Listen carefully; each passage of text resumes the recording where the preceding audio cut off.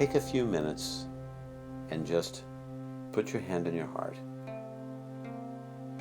and breathe, recognizing that the purest, wisest part of you deeply cares about your life, and that you're about ready to explore the relationship between courage and fear and how to transform it to be able to really reside primarily in your courage.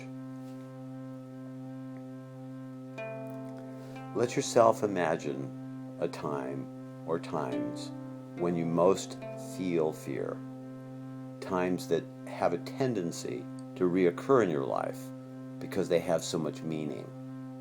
And it may be stimulated by challenges that you're facing, perhaps your health, quality of life, a personal communication that you want to have, or something in your career. But see if it intuitively makes sense that every time you really face a new hurdle, a new challenge that's out of your control, that at least at a subtle level, some kind of fear resides there. And take as much time as you need to find and sense the fear, no matter whether it's big or small.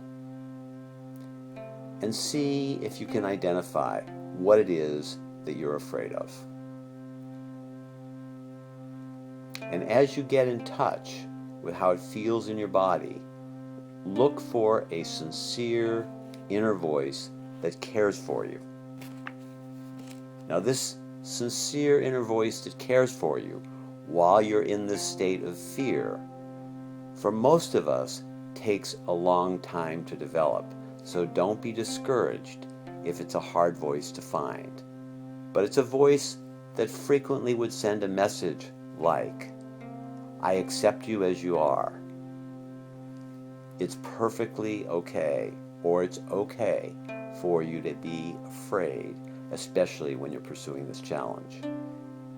It may even go as far as, I'm proud of you for having the courage to face your fear and keep going.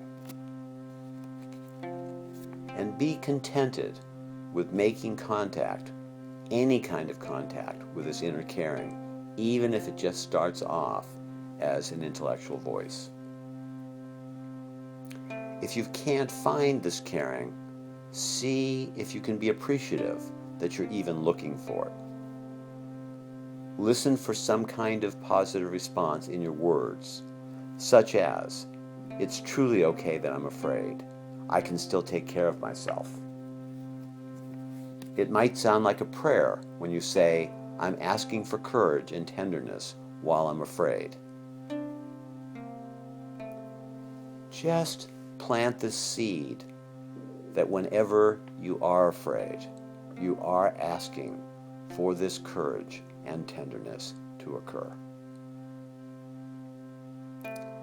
Keep supporting your openness in your own way, even while the fear occurs. Invite this scary feeling to stay as long as it is needed. In the meantime, recognize that you can also breathe as calmly as possible. Recognize that allowing and caring for the fear is the best way you can really find the courage that you're seeking. Open your heart to this place that you normally reject. Sincerely ask of yourself, may I have the strength to allow myself to be afraid? May I recognize that the most courageous response is to embrace the full moment and not have a need to change anything. May I also be able to coexist with fear and courage, fear and tenderness. And with this capacity, may I empower myself to go for what it is that I really need, what it is that I'm really dreaming about, what it is that I really need for support and to feel blessed. Visualize your courage in words and tone and action, accepting the fear as proof that this particular experience is important to you. Recognize the fear as perfectly natural and that you're just not going to give way to have it run your mind. You're going to accept it. I accept it. You accept it as it is. At the same time, you stay focusing on the courage and the words, the tone, and the action that are needed. Vocalize your courage as fully and purely as possible, and recognize and appreciate it as your best effort. And repeat this best effort as much as you need, and don't stop because you don't feel it's that good. Continue to be satisfied with your own best efforts.